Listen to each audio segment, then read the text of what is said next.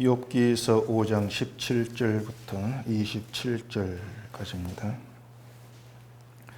볼지어다 하나님께 징계받는 자에게는 복이 있나니 그런즉 너는 전능자의 징계를 업신여기지 말지니라.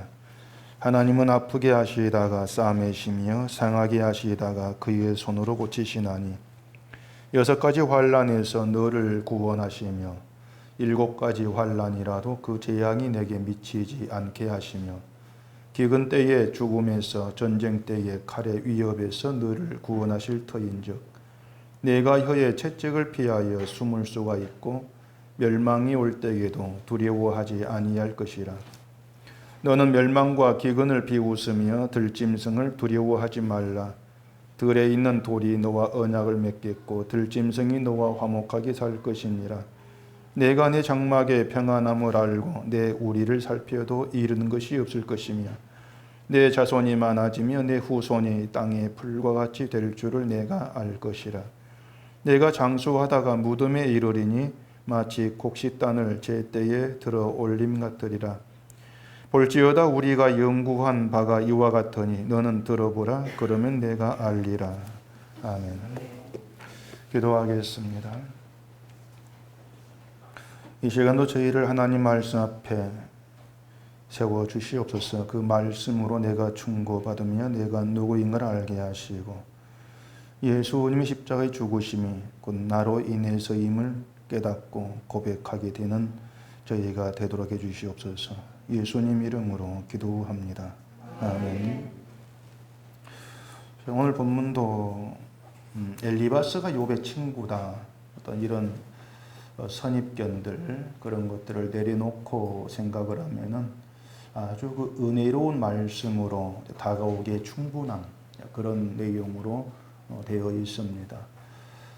이 내용들만 보면은 그 엘리바스가 어떤 신학자가 아닌가 어떤 이러한 그 생각이 들 정도로 하나님에 대해서 구체적이라고도 할 수 있고 그런 얘기를 지금 하고 있죠. 그 앞에 8절에서 엘리바스는 나라면 하나님을 잡고 하나님께 의탁하겠다 이렇게 얘기를 했죠.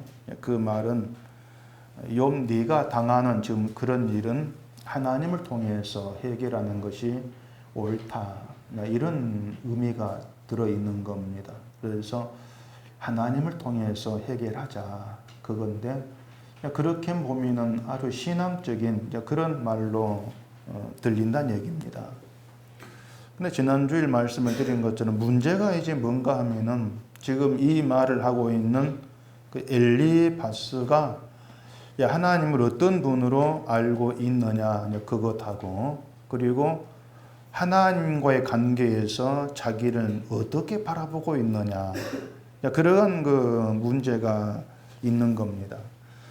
그러니까 엘리바스는 지금 자기의 그 말을 통해서 자기의 문제를 지금 스스로 드러내고 있는 거예요. 말만 보면은 하나님을 잘 알고 있는 것 같고 또 굉장히 신앙적인 그런 사람인 것처럼 보이고 그런데 그 내용에 들어가면서 그 자기가 말한 내용과 자기를 어떻게 접목시키고 그 자기가 말한 것 통해서 자기를 어떻게 바라보고 이런 여러 가지 문제를 내놓고 보면은 지금 엘리바스는 엄청난 문제 속에 지금 자기가 들어있는 겁니다.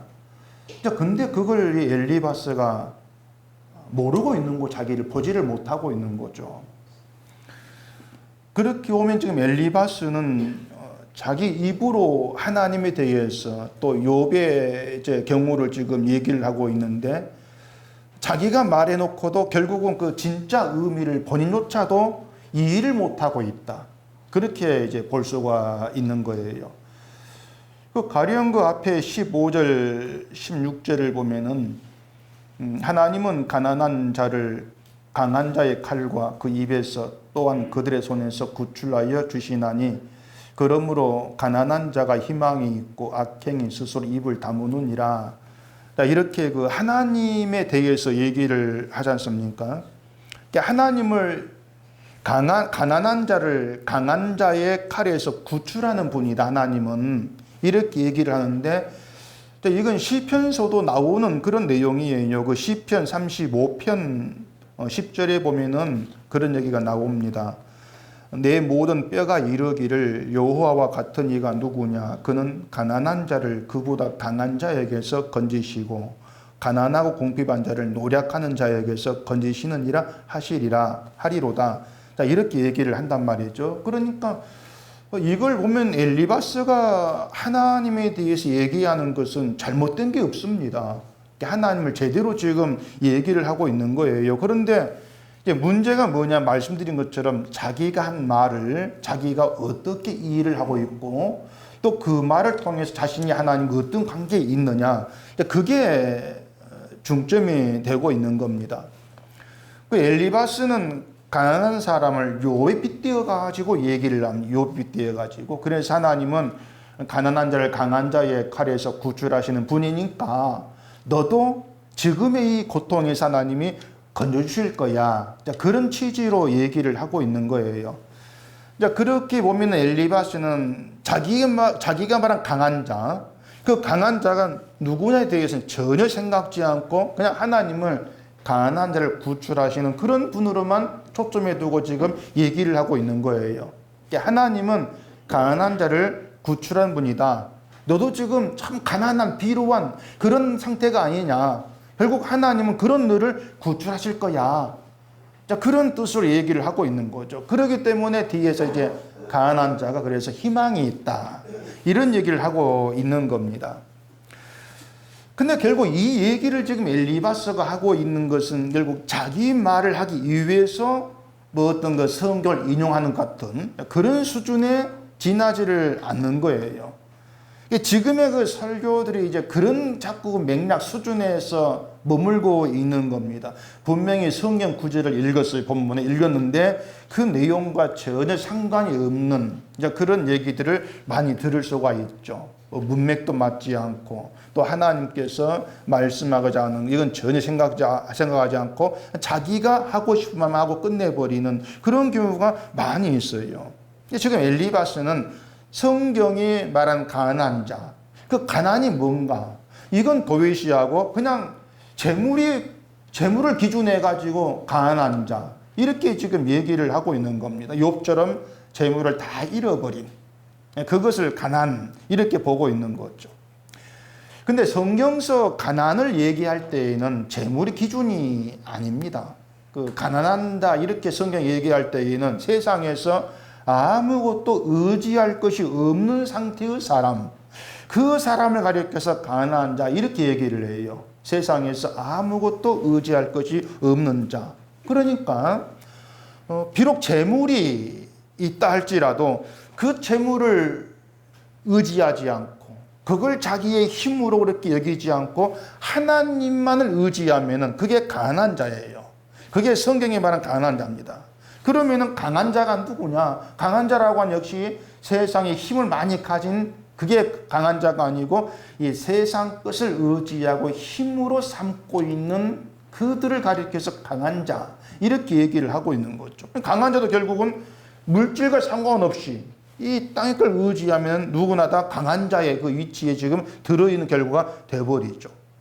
이 세상 구조는 강한 자가 강한 자를 지배하게 되어 있습니다. 그래 누구나 다 강한 자가 되고 싶어 하죠. 힘 없는 가난한 자가 되고 싶지를 않습니다. 그래서 강한 자가 되기 위해서 신을 찾기도 하거든요. 그런 세상에서 하나님이 가난한 자를 강한 자의 손에서 구출하신다는 것은 이 땅에 의지할 것을 두지 않고 의지할 것이 없고 하나님만 의지하는 그들이 바로 승리하게 한다. 하나님은 그렇게 하나님만 의지하는 그들을 승리하게 하신다. 그런 하나님이야. 그걸 얘기를 하고 있는 겁니다. 그래서 하나님은 이 세상 속에다가 그 가난한 자 역할을 할 존재로 남겨둔 사람들이 이스라엘이에요. 이스라엘 역할은 가난한 자로 존재하는 거. 그게 그들 역할입니다. 세상에 의지할 것이 있어가지고 그걸 힘으로 삼고 살아가는 그런 모습이 아니고 하나님이 함께 하시고 하나님이 동행하시는 것이 힘이 되는 민족, 힘이 되는 사람, 그들을 가리켜 이스라엘 이렇게 얘기하고 있는 거죠. 그 이스라엘을 도구 삼아서 이 땅에 힘을 의지한 세상을 치는 그게 그들이 바로 심판에 있다. 이걸 드러내는 이게 하나님 일인데 이스라엘도 그 일이 실패해 버립니다. 이 땅의 걸 의지하려고 하는 그런 방향으로 가면서 우상을 끌어들이는 그런 이스라엘로 전락해 버리죠. 그러니까 엘리바스가 가난한 자를 구출하는 그 하나님을 얘기하지만은 엘리바스는 가난함 그 자체에 대해서 이해를 못하고 있는 거예요. 세상에 가지고 있는 시각 그대로 그냥 의지할 재물이 없는 그들을 가리켜서 가난한 자, 돈이 없는 사람을 그렇게 이제 보고 있는 겁니다. 그렇게 보기 때문에 자연히 하나님은 돈 없는 가난한 사람에게 돈을 주는 하나님 되어버리죠. 엘리바처럼 이해를 해버리면은 그런 점에서 가난한 자가 희망이 있어 이렇게 얘기하는 거예요. 이 하나님이 너를 구출할 거야. 지금 상태를 하나님께서 나아지게 할 거야. 이렇게 얘기를 하죠. 그래서 하나님이 희망이야. 그러니까 너는 하나님의 도움받기 위해서 회개를 해라. 근데 이런 의도의 말이 돼버리는 것이죠. 죄가 있는데도 회개하지 않는 사람을 하나님이 어떻게 도우시겠느냐, 안 돕지. 그런 의미가 그 속에 담겨 있는 겁니다. 엘리바스의 이런 오해가 계속해서 이어져요. 17절 보십시다. 볼지어다 하나님께 징계받는 자에게는 복이 있나니 그런즉 너는 전능자의 징계를 업신여기지 말지니라. 구구절절이 옳은 말입니다. 틀린 말이 없어요. 근데 이건 역시도 엘리바스의 말만이 아니에요. 그 시편 94편 12절 보시면 그렇게 얘기합니다. 여호와여 주로부터 징벌을 받으며 주의 법으로 교훈하심을 받는 자가 복이 있나니. 이렇게 시편에서 얘기를 해요. 또 잠언서 3장 가면 또 이렇게 얘기합니다. 11절에 보시면 내 아들아 여호와의 징계를 경히 여기지 말라. 그 꾸지람을 싫어하지 말라. 대저 여호와께서 그 사랑하시는 자를 징계하시기를 마치 아비가 그 기뻐하는 아들을 징계함같이 하시느니라. 이렇게 시편서 얘기하고 잠언서 얘기하고 또 다른 그 성경에서도 하나님을 징계하시는 징계받는 것을 복이 있는 것으로 이렇게 다들 얘기를 하고 있어요. 그리고 또 18절부터 보면은 정말로 하나님의 징계를 받는 사람이 들으면 마음에 감동이 될 만한 그런 내용으로 또 가득 차지 않습니까? 여기 보면 하나님은 아프게 하시다가 싸매시며 상하게 하시다가 그의 손으로 고치시나니 6가지 환난에서 너를 구원하시며 7가지 환난이라도 그 재앙이 내게 미치지 않게 하시며 기근 때에 죽으면서 전쟁 때에 칼의 위협에서 너를 구원하실 터인즉 내가 혀의 채찍을 피하여 숨을 수가 있고 멸망이 올 때에도 두려워하지 아니할 것이라. 정말 이 욥과 같은 상태에 있는 사람, 욥처럼 어떤 재앙을 받는다 생각되는 그런 사람, 그런 사람들이 이런 말을 들으면은 나에게도 희망이 있어. 하나님이 나를 이렇게 하시다가 또 싸매시고 치료하시 건져주실 거야. 그 은혜가 되고 위로가 되는 그런 말이잖아요. 그러니까 내가 징계를 받고 있다. 그래 생각되는 사람들에게는 이 구절은 그야말로 힘이 될 것 같은 그런 구절이 아닐 수가 없다는 얘기죠. 자, 그렇게 보면은 엘리바스의 말은 정말 우리가 트집 잡을 것이 없습니다. 오히려 욥이 그 엘리바스의 말을 잘 듣고 그대로 그걸 적용해서 그 말에 따라 자기를 반성하고 회개하고 그렇게 나가는 것이 필요하죠. 근데 그냥 넘어갈 수 없는 이유가 있습니다. 엘리바스의 말을 그냥 못 넘어가요. 그게 뭐냐면 그 앞에서 계속 드렸던 말씀이지만 이 엘리바스의 문제 그게 뭐라 하겠습니까? 자기는 자기가 한 말과 상관이 없는 것처럼 여기고 있는 거예요.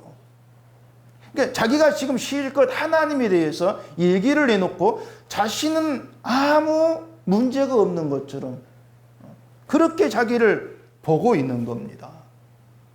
그게 엘리바스에게 엄청난 큰 문제로 지금 자리하는 것이고 그게 오늘 우리의 문제일 수가 있는 거예요.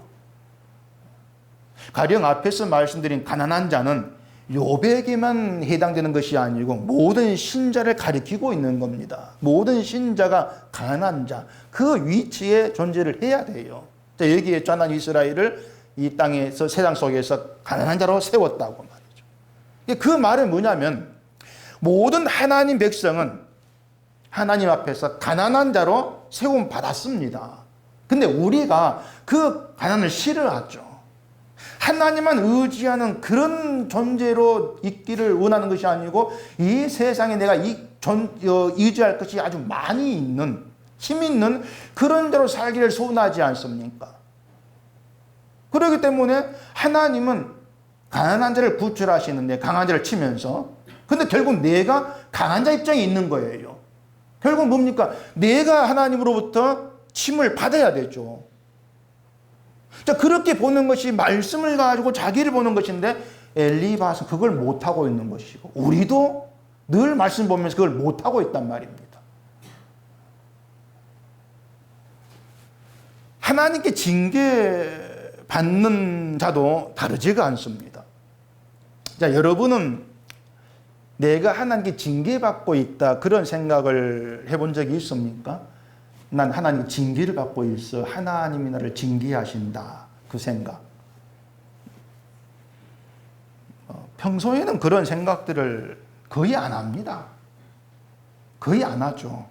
그러다가 욥처럼 뭔가 큰 일이 좀 한 방 펑 터지거나 또 일이 잘 안 풀리면은 하나님이 나를 징계하시는 건 아닌가. 이런 이제 생각을 하죠. 그게 불안한 감이 그 불안감이죠. 그리고 징계 이유를 생각을 합니다. 자기 죄에서 징계 이유를 찾죠. 따라서 자연히 이제 그 다음에 이어지는 것은 하나님의 징계에서 벗어나기 위해서 어떤 방법을 찾아갑니다. 죄를 해결을 해야 될까? 뭔가 내 잘못된 고쳐야 될까? 그런 생각을 하죠. 엘리바스의 사고방식과 다르지가 않은 거예요. 근데 엘리바스의 말에는 어폐가 있습니다. 자, 엘리바스가 하나님께 징계받는 자에게는 복이 있다. 이렇게 얘기를 합니다. 여러분도 그렇게 생각합니까? 하나님께 징계받는 자에게 복이 있습니까? 또 꿀먹은 벙어리. 말하기가 좀 곤란합니까? 자, 다른 걸 다 떠나서 엘리바스의 그 말대로 하면은 징계를 받는 게 좋다는 겁니까? 나쁘다는 겁니까? 좋다는 것 아닙니까? 징계를 받는 자에게 복이 있으니까 징계를 받는 게 좋다는 거예요. 그러면은 징계를 받기 위해서 어떻게 해야 됩니까? 힘을 써야 되죠. 하나님 저를 징계를 해주세요. 그렇게 나와야 되죠. 자, 그렇다면 엘리바스 자기 입으로 징계를 받는 자가 복이 있다고 했으니까 엘리바스도 그 징계 받는 걸 좋게 여기고 자기도 징계 받으려고 뭔가 좀 힘을 쓰는 그런 모습이 나왔어야 되죠.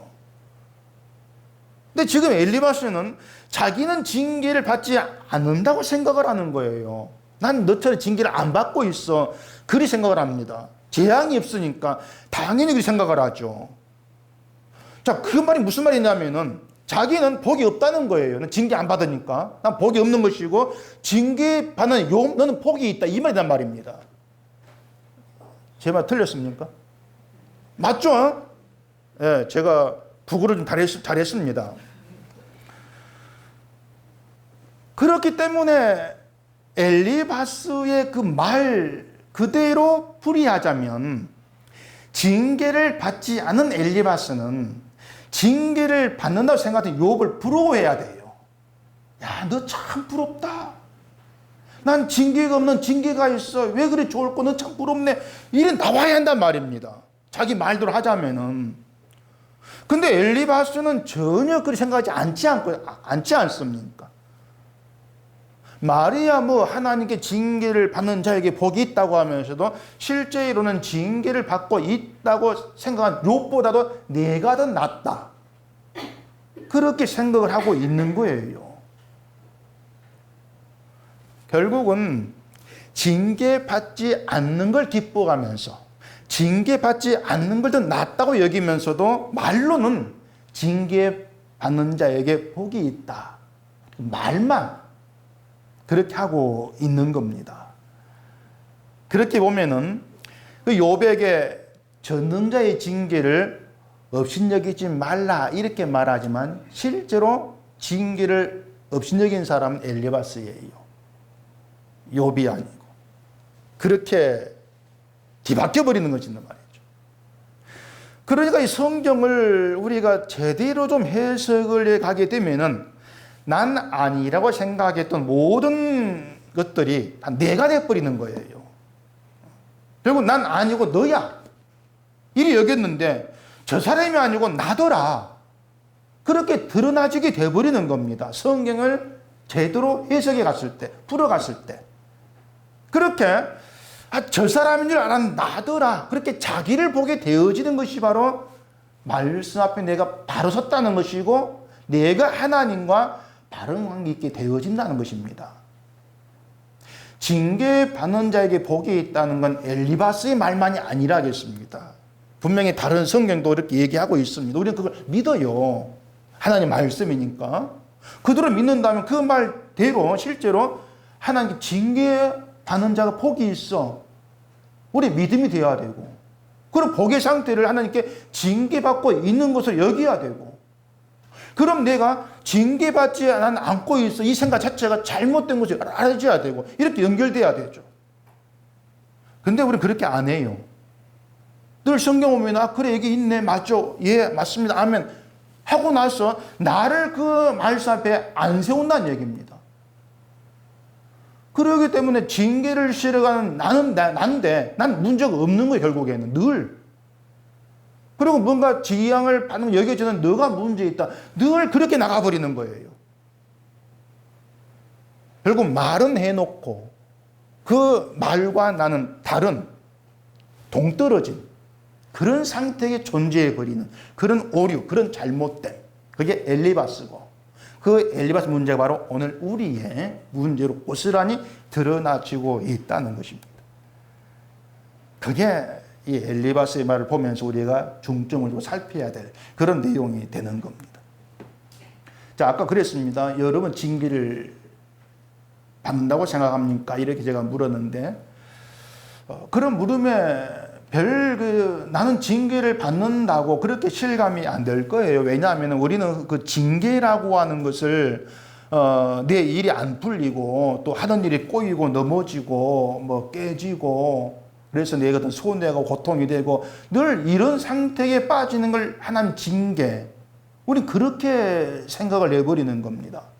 징계를 하나님이 벌 준다 이리 생각을 해요. 의식들이. 벌 주는 이 생각을 하고 하나님이 벌 주는 거니까 나를 어렵고 고통스럽게 할 거야. 내가 죄를 지어서 벌 주시는 거야. 이렇게 지레짐작해 버리는 거예요. 그러다 보니까 징계는 나쁜 거, 징계받는 것은 이런 의식이 있기 때문에 성경은 징계만 이제 복이 있어 말하면서도 늘 뒤돌아서는 징계를 안 받는 게 다행. 늘 그렇게 흘러가 버리죠.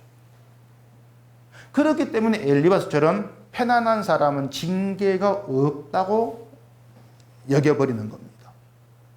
아마 여러분도 그럴 거예요. 그냥 별 문제 없게 편안히 사니까 난 징계를 안 받, 난 징계가 없어. 그런 생각들을 많이 하게 될 거란 얘기입니다. 그런 생각 속에서 아까 읽은 시편에 여호와여 주로부터 징벌을 받으며 주의 복으로 교훈하심을 받는 자가 복이 있나니 이 말씀을 어떻게 읽어야 되겠습니까? 난 징계를 안 받고 있는데 만약에 내가 징계를 받지 않고 있다고 생각되면 정말 그 말씀이 믿어진다면 하나님 저를 징계해 주세요. 이렇게 나와야 마땅하잖아요. 징계가 복이라면 신자는 징계받지 않는 게 기쁨이 아니고 징계를 받는 게 기쁨이 돼야 돼요. 징계를 받는 기쁨이 있어야 돼요. 징계를 받는 기쁨. 그것이 하나님이 누구신가를 아는 신자로서의 참된 기쁨이 되는 겁니다. 왜 그런가 하면요. 징계가 뭐냐면, 징계는 여러분의 삶을 곤란하게 만드는 것이, 그것이 징계의 본질이 아니고, 우리를 말씀 앞에 세우셔서 내가 악한 자임을 보게 하시고, 그로 인해 마음에 찔림이 있게 하시고 애통함이 있게 하는 게 징계입니다. 말씀으로 인한 징계예요. 다시 얘기할게요. 하나님이 우리를 징계하신다는 것은 우리를 끄집어다가 말씀 앞에 세우시는 겁니다. 그 말씀을 통해서 내가 악한 자임을 드러나게 하시고 보게 하시는 겁니다. 그렇기 때문에 내게 찔림이 있죠. 찔림이 있고 애통이 있죠. 그게 하나님께로부터 징계를 받는 거예요. 만약에 우리가 정말 죄 없는, 우리가 예수님 십자가 못 박은 자가 아니라면은 그런 마음의 애통과 찔림이 없겠죠. 그게 징계가 없는 거예요. 근데 어떤 사람도 예수를 십자가에 못 박았다 해서 자유로울 수가 없다는 얘기입니다. 근데 또 모든 사람이 내가 예수를 못 박은 이걸 알 수가 있는 게 아니에요. 하나님께서 간섭하신 사람만, 하나님께서 붙들어서 생명을 이끌어가고 있는 사람만, 그 사람 십자가에서 말씀 앞에 자기를 보게 되어지는 거예요. 그렇기 때문에 징계를 받는 자가 복이 있다, 이렇게 얘기하고 있는 것입니다. 왜? 하나님이 간섭한 증거니까. 그래, 여러분에게 그렇게 말씀으로 인한 징계가 있다면 그것은 하나님이 영으로서 여러분께 존재하신다, 일하신다 증거가 되는 거예요. 그런 점에서 하나님께 징계를 받는 자에게 복이 있다는 것은 분명한 사실입니다. 하나님 간섭이 있다는 증거니까. 엘리바스는 이것을 징계를 받고 회개하면 하나님께서 복을 줘서 너의 괴로움에서 벗어나게 할 거야. 그렇게 일을 해버린 것이죠. 현재 상황에 벗어나는 것으로.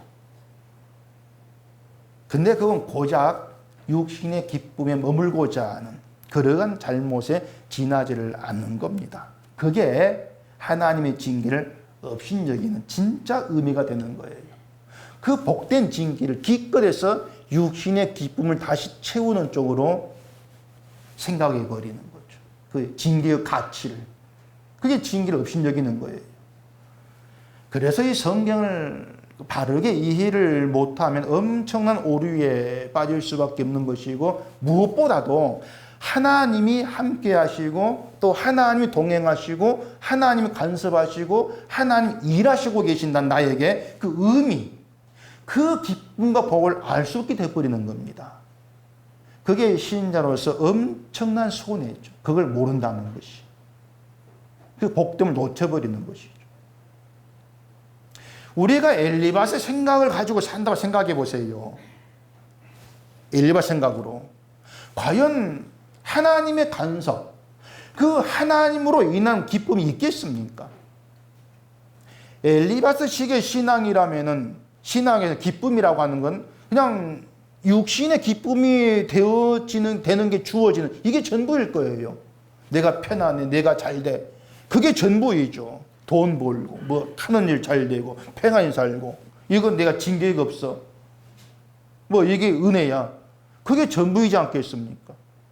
그러다가 욥처럼 기쁨이 되는 걸 잃어버리면은 그걸 뭐 또 다 찾기 위해서 회개하라, 뭐 기도하라, 이렇게 나올 거잖아요. 그게 바로 하나님 관계 밖에 있는 엘리바스식의 신앙. 그걸 욥을 통해서 우리에게 드러내주고 있는 겁니다. 우리의 신앙의 현주소를 보게 한다. 그렇게도 생각할 수가 있는 거예요. 징계는 욥만이 아니고 엘리바스만이 아니고 우리 모두가 다 징계의 대상입니다. 죄 있는 자니까. 우리는요, 가장 귀한 걸 무시하고 살아가요. 우리가. 자, 우리의 가장 귀한 게 뭡니까? 우리는 죄로 인해서 죽은 자예요. 죄로 인해 죽은 자인 우리의 가장 귀한 건 예수 그리스도 피입니다. 그 피가 우리의 모든 죄를 다 덮고 용서했지 않습니까? 가장 귀한 거예요. 근데 우리는 그 예수의 피를 귀한 것을 여기지를 않습니다.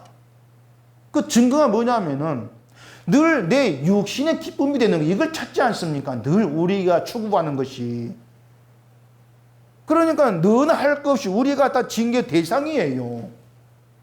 다 그래 우리가. 근데 그 하나님의 징계가 누구에게만 있느냐? 다시 말해서 하나님이 끌어다가 말씀 앞에 세운 대상, 그 말씀으로 찔림이 되게 하고 애통이 나오게 하는 그 대상, 그들이 누구냐? 하나님의 자녀란 말입니다. 하나님의 자녀만 그렇게 하나님이 인도하신다는 거예요. 자기의 자녀를 사랑하셔서 주의 교훈으로 책망하시고 징계하시면서 진리로 붙들어 인도해 가신다. 그게 하나님이 일하시며 이게 신자의 복이다. 이걸 알게 되었을 때에 그 징계 받는 속에서, 징계가 있는 속에서 기쁨이 무엇인가를 비로소 알게 되어지는 겁니다. 그랬을 때에 징계하시는 하나님 감사가 되는 거예요. 그게 징계를 업신여기지를 않는 겁니다. 징계로 감사가 되어진다. 근데 세상은 안 그러잖아요. 세상은 자기가 믿는 신이 자기를 인도한 증거를 육신에서 찾습니다. 내 일이 잘 되는 거 다 그래요. 엘리바스도 마찬가지고. 근데 신자는 아니란 얘기입니다. 신자는 하나님이 나를 징계하신다 생각이 있을 때, 그걸 실감할 때에 하나님이 나 같은 자에게 함께해서 나를 인도하시구나, 나를 간섭하시면서 진리로 끌어가시려고 나를 징계하시구나, 말씀에 깨달음 있게 하시고 찔림 있게 하시구나, 그렇게 생각이 되어지죠. 그게 진짜 신자예요. 우리는 평안이 좋다고 하죠. 근데 우리를 들어가 보면은 평안할 때 오히려 하나님을 잊고 살아갑니다. 평안할수록. 그 평안 우리는 그냥 누리는 것으로 멈춰버리는 것이죠. 히브리서 12장 6절부터 보면은 뭐 잘 아시는 내용이니까 12장 6절 못 찾으시면 들으시면 됩니다. 주께서 그 사랑하시는 자를 징계하시고 그가 받아들이시는 아들마다 채찍질 하심이라 하였으니 너희가 참음은 징계를 받기 위함이라. 하나님이 아들과 같이 너희를 대우고 가시나니 어찌 아버지가 징계하지 않은 아들이 있으리요. 징계는 다 받는 것이거늘 너희에게 없으면 사생자요 친아들이 아니니라. 또 우리 육신의 아버지가 우리를 징계하여도 공경하였거든 하물며 모든 영의 아버지께 더욱 복종하며 살려하지 않겠느냐.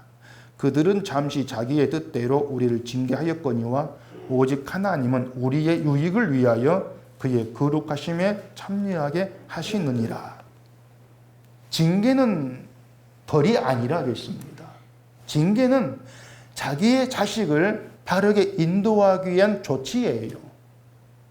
징계를 통해서.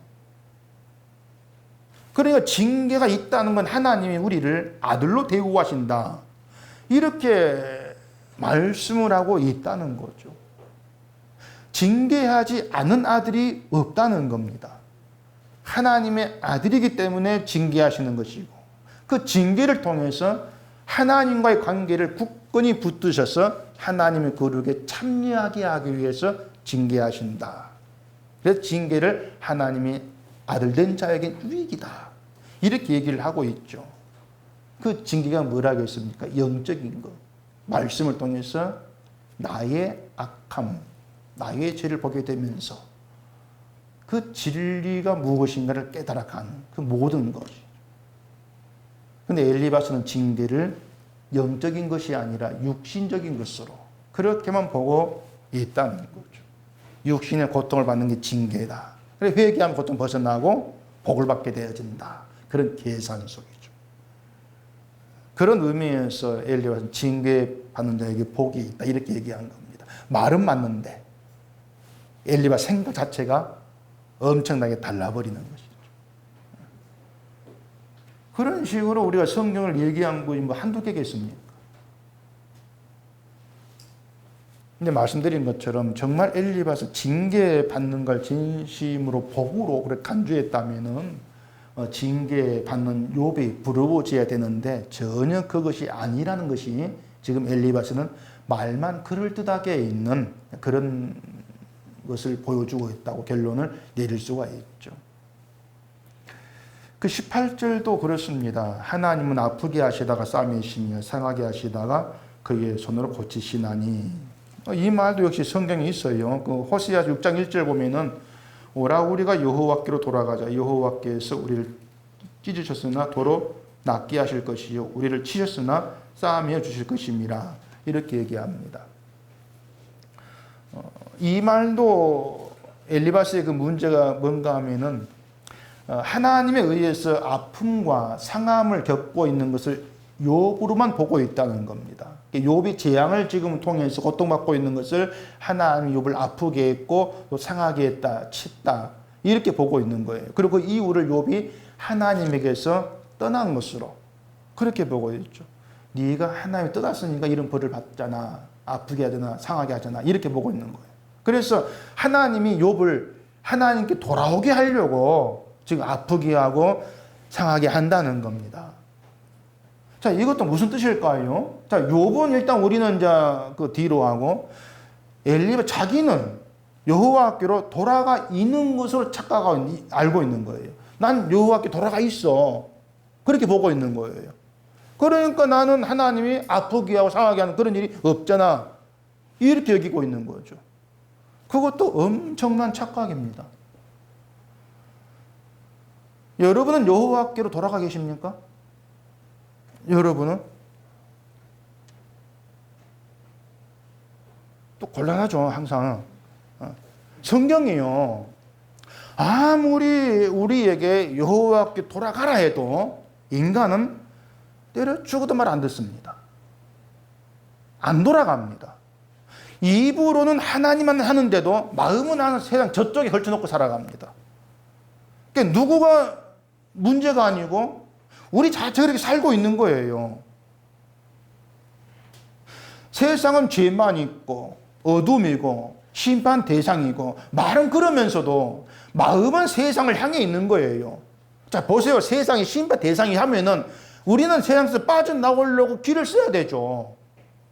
심판 대상인데 세상이 어둠이라면 어둠인데 우리가 그것을 바라보고 소망할 수 없지 않습니까? 어둠인데. 근데 말은 어둠 그려놓고 세상이 뭘로 보입니까? 빛으로 보이는 거죠. 그게 우리의 상태인 겁니다. 그런데도 뭐 교회 다니고 교회 일하고 예배 드리고 이를 구실로 해가지고 난 여호와께 돌아가 있어. 그렇게 여겨버리는 거죠. 그게 엘리바스 생각. 난 하나님을 알고 하나님께 돌아가 있고 여호와 믿고 있어. 근데 넌 아니야. 이게 예수님께서 말씀한 들보예요. 들보라고 하는 것은 자기를 보지를 못하는 겁니다. 그게 우리에겐 들보예요. 뭐 딴 사람보다 큰 죄, 그 들보가 아니에요. 죄라고 하는 것이 뭐 조그만 죄, 큰 죄 이렇게 그 구분되는 게 아닙니다. 나를 보지를 못한다. 엄청난 들보죠. 그래 예수님께서 마태복음 7장에서 그렇게 얘기하죠. 3절부터 오면은 어찌하여 형제의 눈 속에 있는 티는 보고 내 눈 속엔 들보는 깨닫지 못하니 보라 내 눈 속에 들보가 있는데 어찌하여 형제에게 말하기를 나로 내 눈 속에 있는 티를 빼게 하라겠느냐. 외식하는 자여 먼저 내 눈 속에 들보를 빼어라. 그 후에야 밝히 보고 형제의 눈 속에서 티를 빼리라. 이 사람들이 다른 사람의 신앙을 대해서는 신앙이 좋다 나쁘다 이렇게 얘기할 때가 많거든요. 근데 그렇게 얘기하는 것은 모두가 내가 만들어낸 기준이 울타리입니다. 내 기준이 있어요. 신앙은 이 정도 돼야 되지. 그런 기준 가지고 저 사람 신앙이 좀 안 좋네, 저 사람 신앙이 좋네, 늘 그렇게 판단하는 거예요. 근데 그게 뭐냐면 자기의 눈에 들보가 있는 상태에서 만든 자기의 울타리입니다. 그래서 내가 잘하고 있는 걸 기준 삼아가지고 울타리를 만들죠. 가령 기도를 많이 한다면 기도가 하나 울타리 되는 거예요. 그래서 다른 사람 볼 때에도 저 사람 기도를 하는가 안 하는가 이렇게 보죠. 거기다가 40일 금식 기도에서 울타리가 더 이제 커지겠죠. 40일 금식 기도 울타리 되니까 그냥 기도한 것도 판단 대상이 돼버립니다. 설사 누가 금식 기도에 할지라도 며칠 했어 이렇게 묻죠. 난 10일 했는데 야 40일 10일 끝까지 금식 기도야? 이렇게 나오죠. 늘 그런 식이에요. 40일 금식 기도도 못한 것들을 까불고 있어. 뭐 이런 분위기. 그러니까 지금 엘리바스가 그렇게 자기에게는 들보를 보지를 못하고 있단 말이에요. 그게 또 우리의 현실이에요. 뭐가 들보라겠습니까? 뭐가? 자기를 보지를 못하는 그게 들보라겠어요. 나도 욥과 같은 죄인이라는 것을 보지를 못하죠. 깨닫지를 못한 상태가 들보예요. 자기를 보지를 못하는 것이 다른 사람을 저울질하고 판단하는 그러한 모습으로 드러나지게 되어지는 것입니다. 자기를 깨닫지를 못하는 것이 왜 들보로 표현되는가 하면은 사람이 자기를 보지를 못한다는 것은 내가 예수를 찌른 자, 내가 악한 죄인, 이걸 깨닫지를 못하는 거예요. 그것은 난 예수가 필요 없어. 그 의미가 돼요.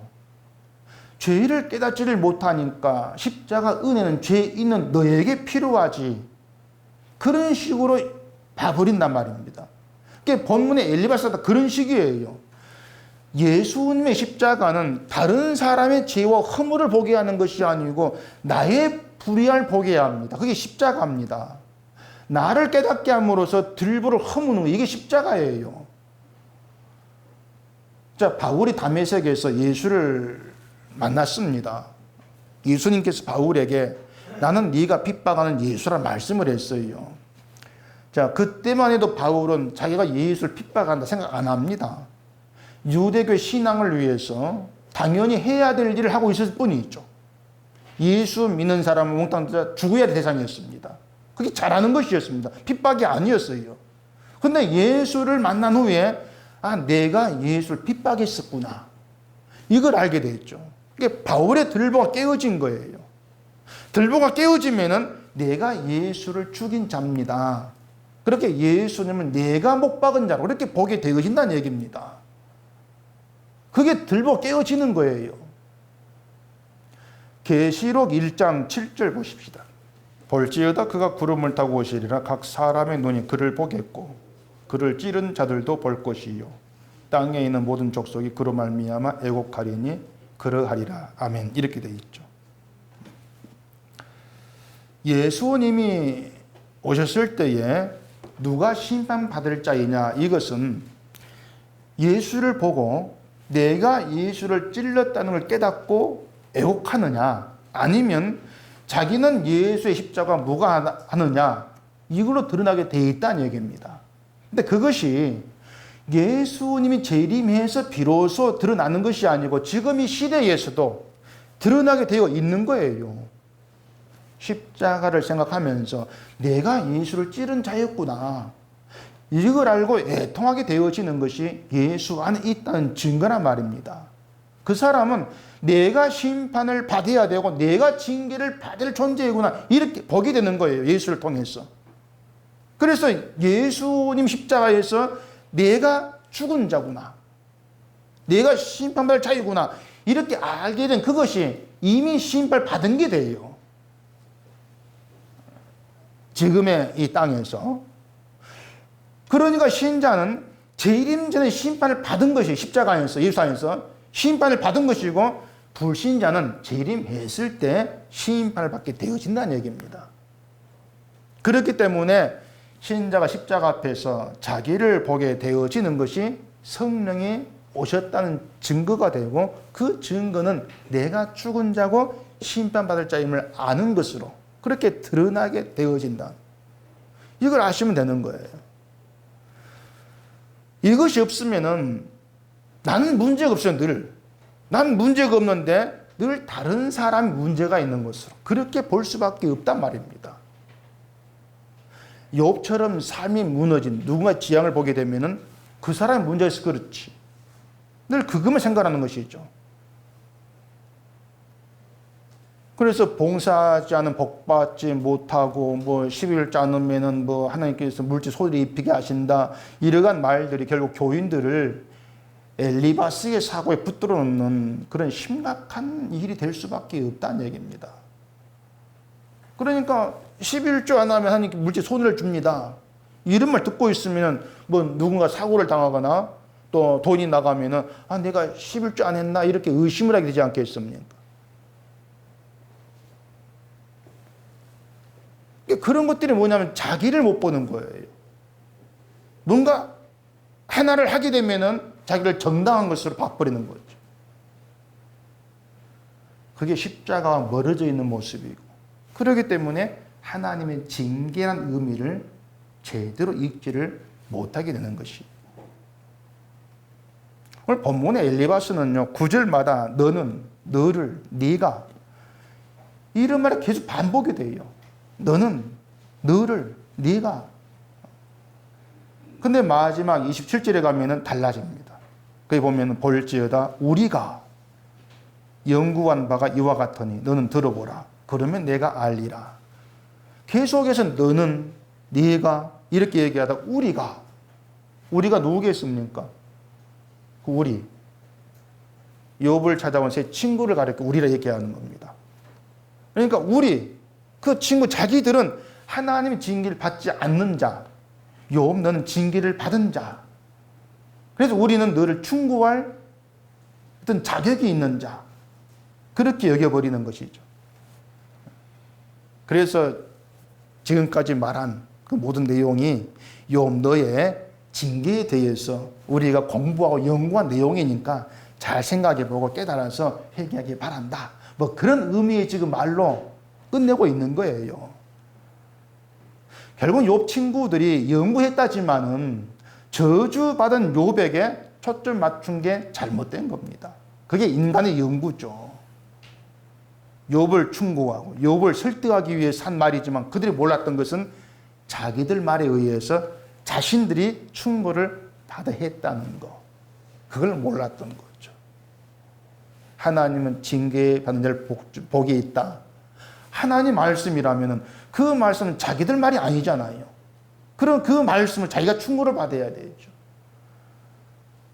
그 목사의 설교 항상 유명한 게 그거예요. 늘 충고하려고 하죠. 근데 목사의 설교가 하나님 말씀이라면 목사 자기부터 충고를 받아야 되죠. 그게 말씀에 대한 바른 태도가 되어진다는 것입니다. 그래 이들은 욥을 충고하고 또 설득하기 위해서 한 말들이겠지만은 그들이 몰랐던 것은 자신들이 충고를 받아야 될 대상이었다는 그 사실을 몰랐던 게 문제가 돼요. 내가 충고받고 내가 깨달아야 될 그 말을 내 입으로 하고 있다는 것. 그걸 모르는 것이죠. 우리도 이런 무지 가운데에 살아간다는 것이 엘리바스를 통해서 우리가 좀 생생하게 다가와 줘야 됩니다. 우리가 이런 무지 가운데 있구나. 내가 그렇다는 걸 우리가 아셔야 되죠. 그럴 때마다 이 말씀들은 내가 말하는 것도 그 말씀이 나에게 돌아와서 나를 충고하고 나를 찌르고 나를 애통하게 하고 그런 말씀으로 우리가 대해야 됩니다. 그게 말씀을 바르게 대하는 우리의 입장이다. 이렇게 볼 수가 있죠. 이런 입장에서 늘 말씀을 가지고 누군가를 보려고 하는 것이 아니고 내가 보여지고 내가 찔림이 있는 것, 징계 가운데 있는 그 가운데에서 그게 기쁨이 되어지는 그런 복된 길로 늘 힘써갈 수 있기를 바랍니다. 기도하겠습니다. 우리 아버지 하나님, 우리가 범하기 쉬운 잘못들, 내가 보지 못하는 어리석음, 그 들보들이 어떤 것인가를 오늘도 엘리바스의 말을 통해서 생각하게 되어집니다. 말은 참 맞았는데 하나님 말씀이 있는데 그 말씀으로 자기가 충고받지를 못하는 그 어리석음이 우리 가운데도 있습니다. 늘 십자가 앞에서 그 어리석음을 깨어지게 하시옵시고 들보가 깨어진 가운데에서 내가 예수를 죽인 자구나. 고백과 함께 주님의 은혜가 나에게 있고 그 은혜 가운데 있는 복된 자임을 알게 하시고 그래서 징계받는 복이 있구나. 그런 고백 가운데 있는 저희가 되게 하시옵소서. 예수님 이름으로 기도합니다. 아멘.